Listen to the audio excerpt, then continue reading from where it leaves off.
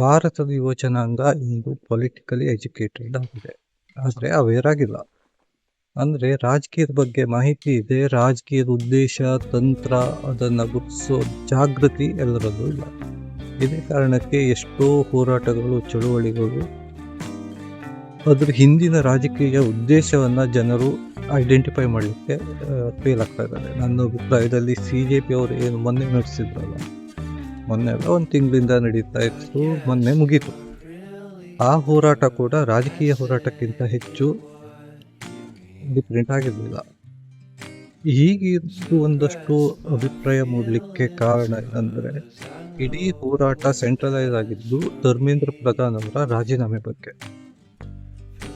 ಸರಿನೇ, ರಾಜಕೀಯ ಲೋಪಕ್ಕೆ ಅದಕ್ಕೆ ಒಂದು ಅಕೌಂಟಬಿಲಿಟಿ ಬೇಕು, ಅದನ್ನು ಧರ್ಮೇಂದ್ರ ಪ್ರಧಾನ್ ಅವರ ರಾಜೀನಾಮೆಯಿಂದ ಸಿಗತ್ತೆ. ಆದರೆ ಆ ಪ್ರಶ್ನೆ ಪತ್ರಿಕೆ ಸೋರಿಕೆಯಂಥ ಗಂಭೀರ ಪ್ರಕರಣಗಳು ರಿಪೀಟ್ ಆಗದೆ ಇರಲಿಕ್ಕೆ ಯಾವುದಾದ್ರು ಕ್ರಮ ಕೇಳಿದ್ರ? ಯಾವುದೇ ಒಂದು ಚರ್ಚೆನೂ ಆಗಿಲ್ಲ, ಸ್ಪಷ್ಟ ಬೇಡಿಕೆಯನ್ನು ಕೇಳಬರಲಿಲ್ಲ. ಎರಡನೇದಾಗಿ, ವೈದ್ಯಕೀಯ ಶಿಕ್ಷಣದ ಗುಣಮಟ್ಟದ ಬಗ್ಗೆ ಚರ್ಚೆನೇ ನಡೀಲಿಲ್ಲ.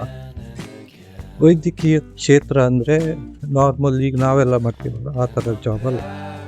ಅವರ ಸಾಮರ್ಥ್ಯ, ಅವರ ಕ್ಯಾಪಬಿಲಿಟಿ ಒಂದು ರೋಗಿಯ ಜೀವದ ಬಗ್ಗೆ ಒಂದಿಗೆ ಸಂಬಂಧ ಇಟ್ಕೊಂಡು ಸಾಮಾಜಿಕ ನ್ಯಾಯದ ಉದ್ದೇಶದಿಂದ ಮೀಸಲಾತಿ ನೀಡಲಾಗಿದೆ ಅನ್ನೋದು ಒಂದು ವಾದ, ಅದು ಸರಿ ಇದ್ದಿರ್ಬೋದು. ಆದರೆ ಅದೇ ವ್ಯವಸ್ಥೆ ಆ ವೈದ್ಯಕೀಯ ಗುಣಮಟ್ಟದ ಮೇಲೆ ಪರಿಣಾಮ ಬೀರ್ತಾ ಇದೆ ಅನ್ನೋ ಪ್ರಶ್ನೆಯೂ ಕೇಳ್ಕೊಳ್ಬೇಕು.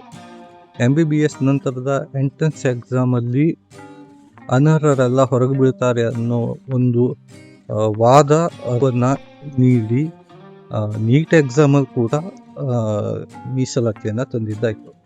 ಆದರೆ ಎಷ್ಟೋ ಸ್ನಾತಕೋತ್ತರ ವೈದ್ಯಕೀಯ ಅಭ್ಯರ್ಥಿಗಳು, ಅಂದರೆ MBBS ಅನ್ನು 5 ವರ್ಷ ಮುಗಿಸಿ ಬಂದವರು ಕೂಡ ನೀಟ್ PG ಎಕ್ಸಾಮಲ್ಲಿ 4 ಮಾರ್ಕ್ಸ್ ತಗೊಂಡು ಈ BK ಶರ್ಮಾ ಅಂತ ಒಂದು ವೈದ್ಯಕೀಯ ಕಾಲೇಜ್ ಇದೆ, ಆ ಕಾಲೇಜಲ್ಲಿ 4 ಮಾರ್ಕ್ಸ್ ನೀಟ್ ಪರೀಕ್ಷೆಯಲ್ಲಿ 4 ಮಾರ್ಕ್ಸ್ ತಗೊಂಡವನು ಕೂಡ ಆರ್ಥೋಪೆಡಿಕ್ ಸರ್ಜನ್ ಆಗಿ ಓದಲಿಕ್ಕೆ ಹೋಗಿದ್ದಾನೆ.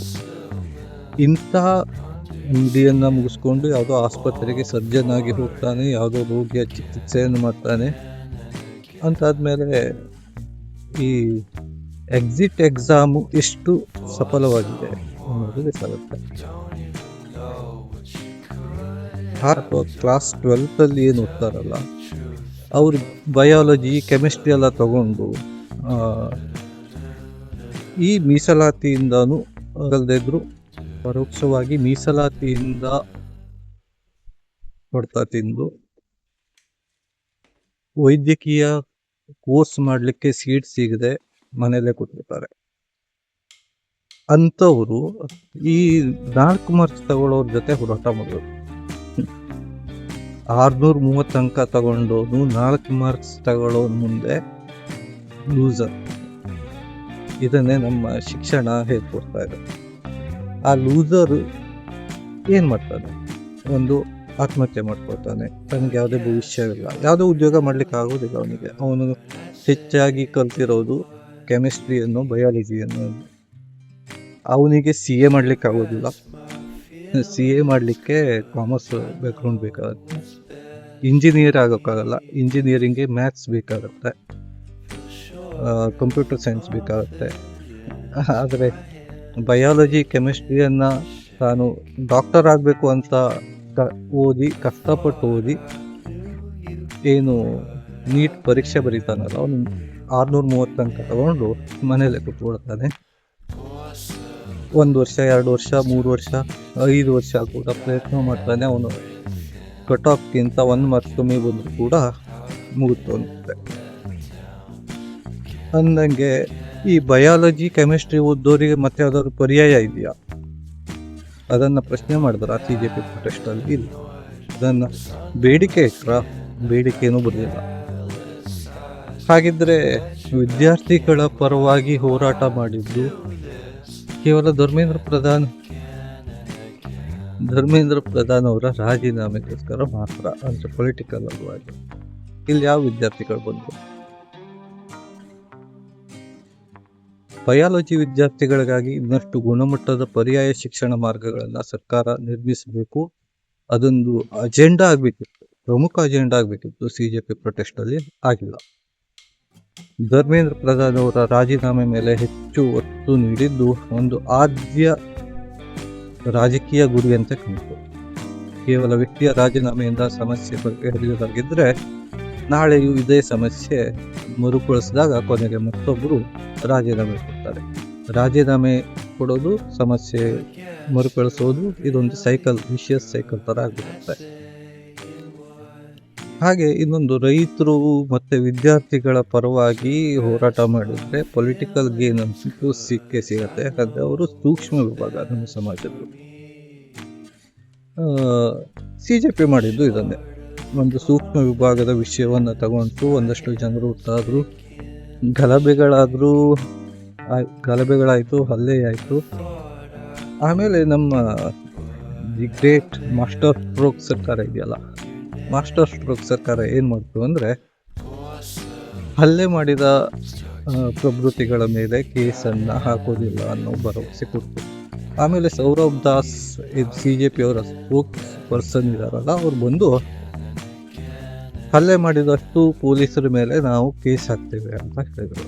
ಇಷ್ಟೇ ನಮ್ಮ ಮೋದಿ ಸರ್ಕಾರಕ್ಕೆ ಬಗೆಹರಿದಿದ್ದು. ಇಷ್ಟೇ ವಿಪರ್ಯಾಸ ಅಂದರೆ ಇದನ್ನೇ ಒಂದು ಮಾದರಿ ಆಗುತ್ತೆ, ಇದೇ ಒಂದು ಮಾದರಿ ಆಗುತ್ತೆ. ಮುಂದೆ ವ್ಯವಸ್ಥೆಯ ಲೋಪದೋಷಗಳನ್ನು ಸರಿಪಡಿಸ್ತಾ ಇರಬೇಕು, ಆವಾಗವಾಗ ರಿಸೈಕಲ್ ಆಗ್ತಾ ಇರಬೇಕು. ಆದರೆ ಎಲ್ಲಿವರೆಗೆ ಈ ರಿಸೈಕಲ್ ಅನ್ನೋದು ನಡೆಯುತ್ತೆ, ಆ ರಿಸೈಕಲ್ ಅನ್ನೋದು ಯಾವ ಪ್ರಯೋಜನವನ್ನು ಕೊಡುತ್ತೆ ಅನ್ನೋದನ್ನು ನಾವು ಪ್ರಶ್ನೆ ಮಾಡಿಕೊಳ್ಳಬೇಕು.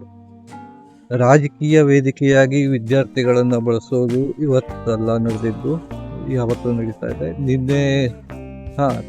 ನಿನ್ನೆ ಧರ್ಮೇಂದ್ರ ಪ್ರಧಾನ್ ಅವರು ರಾಜೀನಾಮೆ ಕೊಟ್ಟರು, ಎಲ್ಲ ಮುಗಿತು. ಆಮೇಲೆ ಇವತ್ತು ಇನ್ನೊಂದು ಘಟನೆ ಇತ್ತು.